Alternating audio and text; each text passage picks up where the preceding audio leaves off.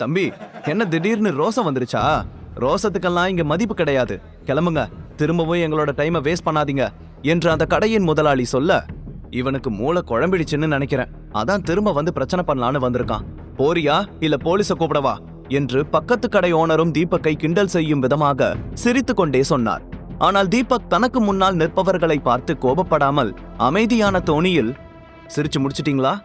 இப்ப எனக்கு அந்த நெக்லஸ காட்டுறீங்களா? அது என் ஒய்ஃபுக்கு பிடிச்ச நெக்லஸ், அது எனக்கு வேணும் என்று சொன்னான்.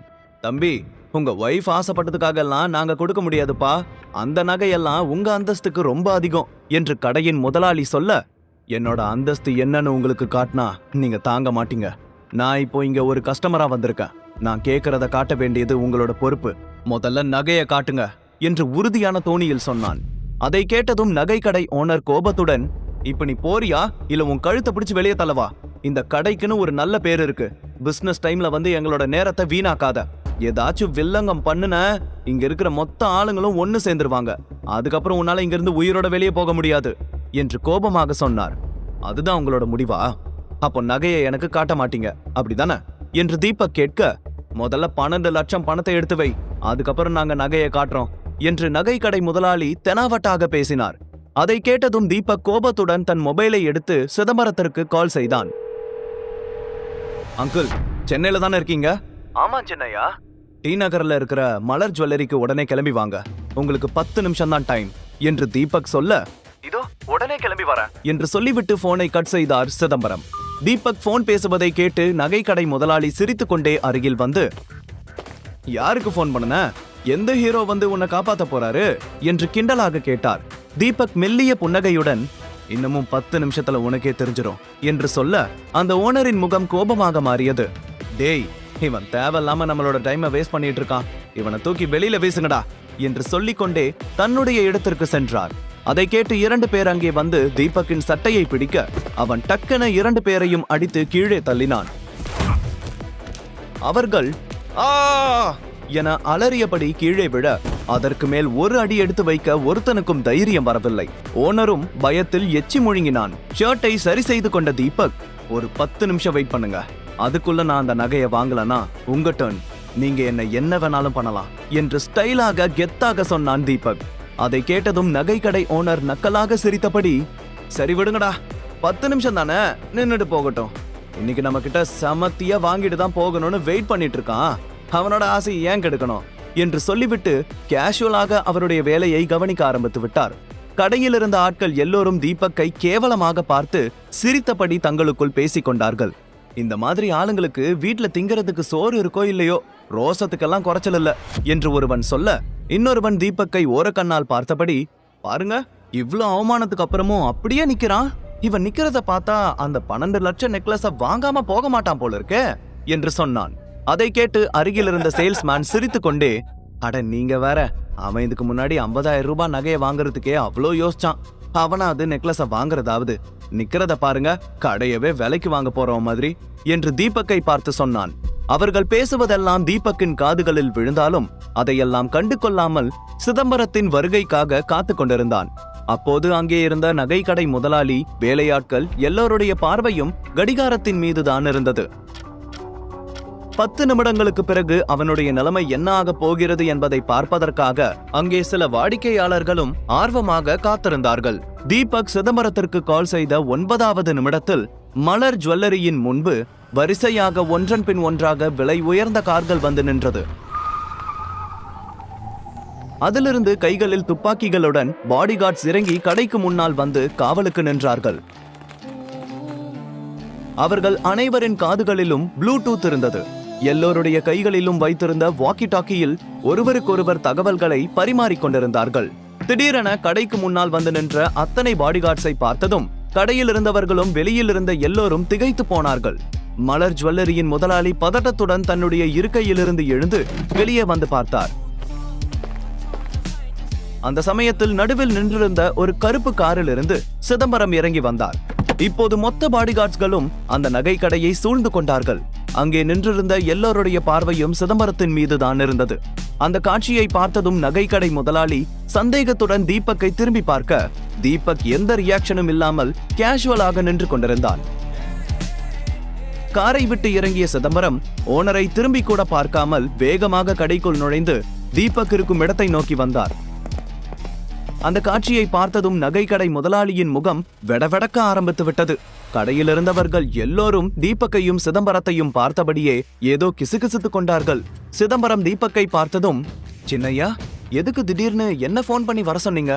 உங்களோட ரேஞ்சுக்கு நீங்க எதுக்கு இந்த மாதிரி சின்ன கடையில எல்லாம் நின்னுட்டு இருக்கீங்க என்று கேட்டார்.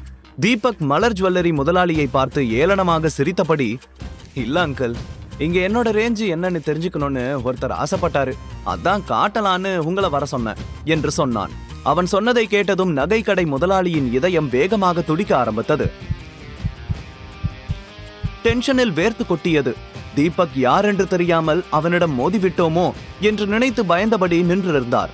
தீபக்கை பற்றி ஏளனமாக பேசிய சேல்ஸ்மேன்கள் எல்லாம் ஜன்னி வந்தது போல நடுங்கிக் கொண்டிருந்தனர். அப்போது தீபக்கிடம் விஷயத்தை கேட்டு தெரிந்து கொண்ட சிதம்பரம் கோபமாக அந்த கடை முதலாளியை பார்த்து, எவ்வளவு தைரியம் இருந்தா எங்க சின்னையா முன்னாடி நீ இப்படி பேசியிருப்ப? நீ யார் முன்னாடி நின்னுட்டு இருக்கன்னு உனக்கு தெரியுமா? அவர் நினைச்சார்னா கடையோட சேர்த்து உன்னையும் ஒரே நிமிஷத்துல விலைக்கு வாங்கிட முடியும் என்று கத்தினார். சிதம்பரம் கோபமாக பேசியதை பார்த்ததும் வெளியிலிருந்து 3 பாடிகார்ட்ஸ் கையில் துப்பாக்கியுடன் உள்ளே வந்து, சார், ஏதாவது பிரச்சனையா என்று கேட்டார்கள். அவர்களை பார்த்ததும் நகைக்கடை ஓனருக்கு பீதி கிளம்பியது. நெற்றியில் வியர்வை வழிய அப்படியே நின்றிருந்தார். அப்போது சிதம்பரம் தன் பாடிகார்ட்ஸை பார்த்து, ஒண்ணுல்ல, நீங்க வெளியில வெயிட் பண்ணுங்க என்று சொல்ல அவர்கள் அமைதியாக வெளியில் சென்றார்கள். அப்போதும் சிதம்பரத்தின் கோபமான பார்வை நகைக்கடை ஓனரின் மீதே பதிந்திருந்தது. உண்மையில் தீபக்கின் அந்தஸ்தும் அவனுடைய அதிகாரமும் என்ன என்பது இப்போது அவருக்கு நன்றாகவே புரிந்தது. அங்கே நின்றிருந்தவர்கள் எல்லோருக்கும் தீபக் ஒரு சாதாரண மனிதனைப் போல தோன்றினாலும் அவனுக்கு பின்னால் ஏதோ ரகசியம் இருப்பதை புரிந்து கொண்டார்கள். சிதம்பரம் பேசியதை கேட்டு நகைக்கடை முதலாளி தயங்கிக் கொண்டே தீபக்கின் அருகில் வந்து, சார், நீங்க யாருன்னு தெரியாம நான் கொஞ்சம் திமிரா நடந்துகிட்டேன், என்ன மன்னிச்சிடுங்க என்று கெஞ்சும் தோணியில் சொன்னார். ஆனால் தீபக் அவரை கொஞ்சமும் கண்டு கொள்ளாமல் சிதம்பரத்தை பார்த்து ஏதோ செய்கை செய்ய சிதம்பரம் வெளியே நின்றிருந்த பாடிகார்ட்ஸை அழைத்தார். உடனே ஒருவன் காரை திறந்து ஒரு பேக்கை எடுத்துக்கொண்டு வந்து சிதம்பரத்திடம் கொடுத்தான். சிதம்பரம் அந்த பேக்கை வாங்கி திறந்து தலைகீழாக கொட்டினார். அதிலிருந்து கட்டுக்கட்டாக பணம் விழுந்தது. அவ்வளவு பணத்தை ஒரே இடத்தில் இதுவரை அந்த கடை முதலாளியே பார்த்ததில்லை. அங்கே இருந்த மொத்த பேரும் வியப்பில் வாயை மூடிக்கொண்டார்கள். தீபக் சொன்னதை போலவே செய்து விட்டான். அப்போது தீபக் ஜுவல்லரி ஓனரை பார்த்து, இப்ப என்னோட ரேஞ்ச் என்னன்னு தெரிஞ்சுக்கிட்டீங்களா, இல்ல இன்னும் வேற மாதிரி காட்டணுமா என்று கொஞ்சம் கோபத்துடன் தன்னுடைய பாடிகார்ட்ஸை பார்த்தபடி கேட்டான். அதை கேட்டதும் அவர் நேராக ஓடி வந்து தீபக்கின் கால்களை பிடித்துக்கொண்டு, சார், என்ன மன்னிச்சிடுங்க சார், நான் ஏதோ திமிர்ல அப்படி தப்பா நடந்துக்கிட்டேன், என்ன எதுவும் பண்ணிடாதீங்க சார், நான் இந்த ஒரு கடையை வச்சுதான் என்னோட குடும்பத்தை காப்பாத்திக்கிட்டு வரேன், எனக்கு ஏதாவது ஆச்சுன்னா என்னோட மொத்த குடும்பமும் நடுத்தருவுக்கு தான் வரும் என்று சொல்லிக்கொண்டு கெஞ்சினார். உடனே தீபக் திரும்பி தன்னை கேலியாக கிண்டல் செய்து பேசியவர்களை எல்லாம் பார்த்து, இதுக்கு மேலேயும் உங்க யாருக்காவது நான் யாருன்னு புரிய வைக்கணுமா என்று சத்தமாக கேட்டான். தீபக் குரலில் இருந்த கர்ஜனையை பார்த்து எல்லோருடைய கால்களும் பயத்தில் நடுங்கியது. நகைக்கடை முதலாளிக்கே இந்த நிலைமை என்றால் தங்களின் நிலைமை என்னவாகும் என்று யோசித்தார்கள். தாமாகவே முன்னால் வந்து அவர்கள் பேசியதற்கு மன்னிப்பு கேட்டார்கள். அங்கே இருந்த சேல்ஸ்மேனும் தீபக்கை பார்த்து, சார், நாங்க தப்பு பண்ணிட்டோம், எங்களை மன்னிச்சிடுங்க சார் என்று கெஞ்சும் தோணியில் சொன்னான். தீபக் அவர்கள் எல்லோரையும் பார்த்தவன் தன்னை சாந்தப்படுத்தி கொண்டான். சரி, இந்த தடவை உங்க எல்லாரையும் மன்னிச்சிடுறேன். அடுத்த தடவை இந்த மாதிரி நீங்க யாராவது கேவலமா நடந்துக்கிறீங்கன்னு தெரிஞ்சது, அதுக்கப்புறம் உங்க யாரையும் சும்மா விட மாட்டேன் என்று கோபமாக மிரட்டினான். அதை கேட்டு மொத்த பேரும் அப்படியே அமைதியாக நின்றிருந்தார்கள். சிறிது நேரத்திற்கு முன்னால் தீபக்கை கேலி செய்து பேசியவர்கள் எல்லோரும் இப்போது அவனை பார்த்து பயந்தும் வியந்தும் நின்று கொண்டிருந்தார்கள். அப்போது கீழே விழுந்து கிடந்த ஜுவல்லரி ஓனரை பார்த்து, எழுந்திரு, போய் என் ஒய்ஃபுக்கு பிடிச்ச அந்த நெக்லஸ் எடுத்துட்டு வா என்று தீபக் சொல்ல அடுத்த சில நொடிகளிலேயே கிரீன் ஸ்டோன் நெக்லஸ் தீபக்கின் கைகளில் வந்தது. அவன் அந்த நெக்லஸை வாங்கி பார்த்து மெதுவாக சிரித்தான். பின் அங்கிருந்த சேல்ஸ்மேன், ஹவுஸ் கீப்பிங், செக்யூரிட்டி எல்லோருக்கும் ஆளுக்கு ஒரு 50,000 ரூபாய் பணக்கட்டை கொடுத்தான். ஐயா, நீங்க நல்லா இருக்கணும் என்று அவனை வாழ்த்தி வணங்கினர். சிதம்பரம், ராஜா எங்க இருந்தாலும் ராஜாதான் என்று மனதிற்குள் நினைத்தவர் தீபக்கை பார்த்து ரசித்துக் கொண்டிருந்தார். அதன் பிறகு கொஞ்சம் யோசித்தவன் அடுத்த சில நிமிடங்களிலேயே அந்த கடையில் இருந்த மொத்த விலை உயர்ந்த நகைகளையும் வாங்கினான். அதை பார்த்ததும் கடை முதலாளி உட்பட அங்கே இருந்த எல்லோருக்குமே தலை சுற்ற ஆரம்பித்து விட்டது.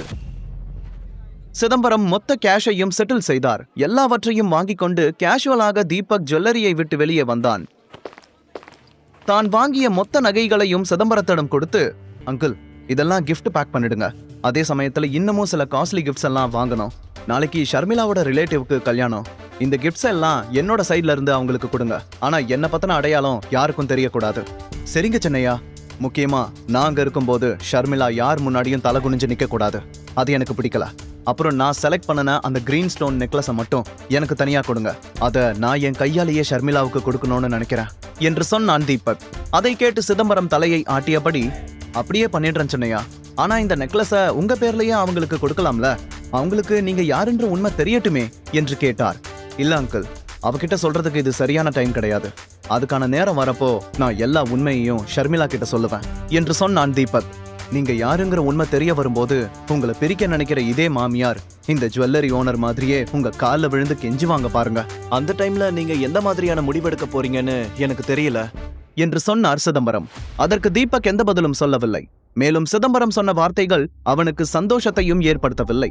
தீபக்கின் அமைதியான முகத்தை பார்க்கும்போது அவன் மனதில் என்ன இருக்கின்றது என்பதை சிதம்பரத்தால் புரிந்து கொள்ள முடியவில்லை. ராஜமரியாதையுடன் வாழ வேண்டிய அவன் ஏன் இந்த வாழ்க்கையை தேர்ந்தெடுத்தான் என்ற குழப்பம் அவர் கண்களில் தெரிந்தது. அதேபோல தீபக்கின் செயலை பார்க்கும்போது ஷர்மிளாவின் மீது அவன் வைத்திருக்கும் காதலையும் அவர் புரிந்து கொண்டார்.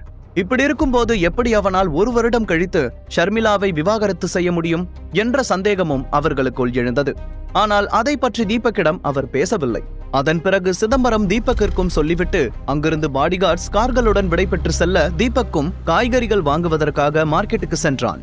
அதுவரைக்கும் அவன் முகத்திலிருந்த சந்தோஷம் வீட்டிற்கு சென்றதும் மொத்தமாக மறைந்துவிட்டது. வீட்டில் வேறு மாதிரியான வாக்குவாதம் நடந்து கொண்டிருந்தது. கீதா தீபக் வருவதற்காக காத்து கொண்டிருந்தாள்.